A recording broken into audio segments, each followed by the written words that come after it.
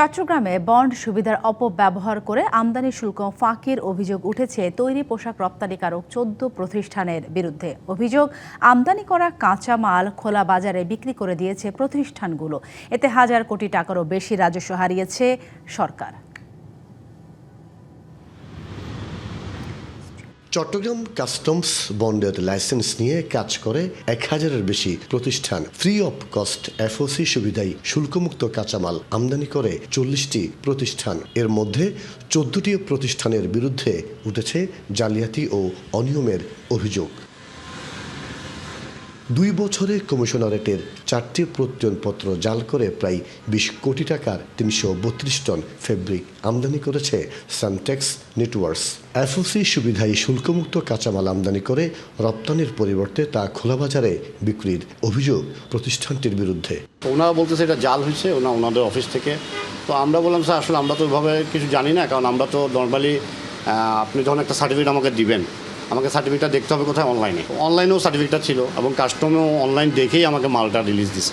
একই অভিযোগ আরেক বন্ডভুক্ত প্রতিষ্ঠান ফোকাস অ্যাপারেলস বিডি লিমিটেডের বিরুদ্ধে। প্রতিষ্ঠানটি আল ইয়াসরা টেক্সটাইল লিমিটেডের নামে জাল সাব কন্ট্রাক্ট ব্যবহার করে এফওসি সুবিধায় আমদানি করা প্রায় ১৯ টন কাপড় কারখানা থেকে সরিয়ে খোলা বাজারে বিক্রি করে দিয়েছে।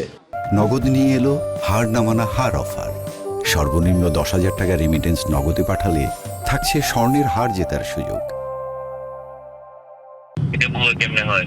আমরা ইউডি দিচ্ছি, আমাদের বন্ড ট্রান্সফারের কপি দিচ্ছি, ওদের এগ্রিমেন্ট দোনো পক্ষের জুডিশিয়াল স্টামে ৩০০ টাকা করছি, এর মাধ্যমে আমরা বন্ড ট্রান্সফার করছি। শতভাগ রপ্তানিমুখী প্রতিষ্ঠান ফাল্গুন গ্রুপের দুটি অঙ্গ প্রতিষ্ঠান জেএমএস গার্মেন্টস লিমিটেড ও মডিস্ট সিপিজেড লিমিটেডের বিরুদ্ধে আমদানি করা পণ্যের একটি অংশ রপ্তানি না করে অবৈধভাবে অপসারণের অভিযোগ উঠেছে। বলা হচ্ছে সরকারের প্রায় ৭২২ কোটি টাকার বেশি শুল্ক রাজস্ব ফাঁকি দিয়েছে প্রতিষ্ঠান দুটির কাছে ব্যাখ্যা চেয়েছে চট্টগ্রাম কাস্টমস ও বন্ড কমিশনারেট। আর জালিয়াতির প্রমাণ পাওয়ায় ১৪ প্রতিষ্ঠানকে কারণ দর্শানোর নোটিশ দেওয়া হয়েছে। তদন্ত করে জড়িত প্রতিষ্ঠানগুলোর বন্ড লাইসেন্স বাতিল, শুল্ক কর আদায় ও ফৌজদারি মামলা করা হবে বলে জানান কাস্টমস কর্মকর্তারা।